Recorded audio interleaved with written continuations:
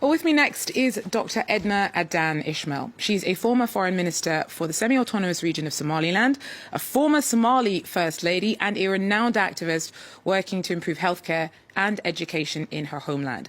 She has a particular focus on stopping female genital mutilation. Trained in the UK, she became Somalia's first qualified nurse midwife and in 2002 founded her own maternity hospital in Somaliland. Now, it sought independent recognition as a separate state from Somalia since 1991. That's not yet happened, but in practice, it does operate autonomously from Somalia and is in many ways far more functional as a country. Dr. Ismail, thanks so much for coming in to see us. It's a pleasure.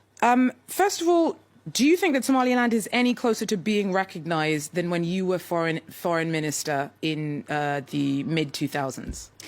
Yes, of course. Every day brings improvements in Somaliland. It brings development. It brings investments. It brings the return of its people from the diaspora to set up businesses and bring their families home. And every day it proves to the world that Somaliland is a functioning country, a country that deserves recognition for all the achievements it has been able to bring during the time that it has separated from Somalia 28 years ago. Talking about investment, Somaliland's increasingly aligning itself with Dubai. It's agreed a deal to build a naval base in Berbera and run a port for DP World, which I believe is majority owned by the government of UAE. Deals like this must cause tension with Somalia. Is it worth the stress? Well, Somaliland has been going alone since it separated from Somalia. And of course, anything that brings improvement and democracy and development and economic growth in Somaliland is not going to please some neighboring Somalia, which has done everything in its power during the war to bomb and kill civilians in Somaliland. And since we separated from Somalia, it has continued to deny Somaliland its right to its own self-determination, to do business where it wishes to do business, when Somalia itself has not been able to run its own country and bring about any peace in Somalia. By contrast, Somaliland has been doing business with many nations. The port of Berbera is one of the oldest ports at the mouth of the Redsea for centuries, and it has been the lifeline for Somaliland for the past 29 years. Of course, doing business, because Somaliland is at the mouth of the Red Sea, it has a great country, Ethiopia, which is landlocked as a neighbor, which relies on imports either from Djibouti or Somaliland and the ports in the Horn of Africa. Somaliland has that potential to be an economic country that is... Regardless of objections from Mogadishu, they don't appear to be going very far. Mogadishu will continue to object anything that is good and democratic in neighboring Somaliland.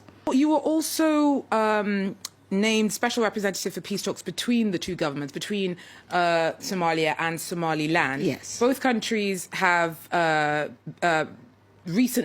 relatively recently got new leaders. Has that changed anything in terms of the dynamics of the peace talks? It has not, because Somalia continues to maintain its stand that it owns Somaliland, when in fact it does not. I mean, Somaliland was former British Somaliland protectorate, where Somalia has been the former Italian Somalia. That's two why independent it's countries. It's two independent countries. Somaliland is the one that was independent first. In fact, when Somaliland was independent from Britain, Somalia was still an Italian colony.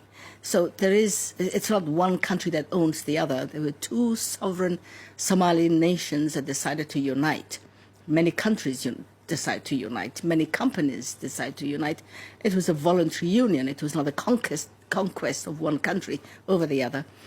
But that union didn't work. And when Somaliland tried to withdraw from that hasty, failed union, Somalia took objection to it and placed itself in a position of ownership over Somaliland, which it does not have. You've invested a lot of time, a lot of effort, yes, a lot of encouragement and campaigning, yes, in trying to build better healthcare in communities, better education. Yes. Have you seen over your career much of a success in yielded from your efforts? Oh yes, Somaliland today has universities, has schools, has hospitals.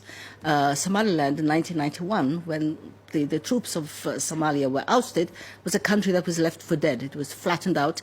No functioning hospitals, no functioning schools. Today, Somaliland has more children going to school than have ever in the history of my country. Somaliland has, in fact, my little hospital, which is a referral hospital where many complicated cases are brought to, has managed to lower the maternal mortality rate of Somaliland to less than a quarter of the national average. It's something to be proud of. Women have the vote. Women have positions. I have women surgeons in my hospital who are able to operate and save lives. Dr. Ismail, thank you very much for coming in to speak to us. Unfortunately, that is all we have time for. It's a pleasure. For the Thank moment. you.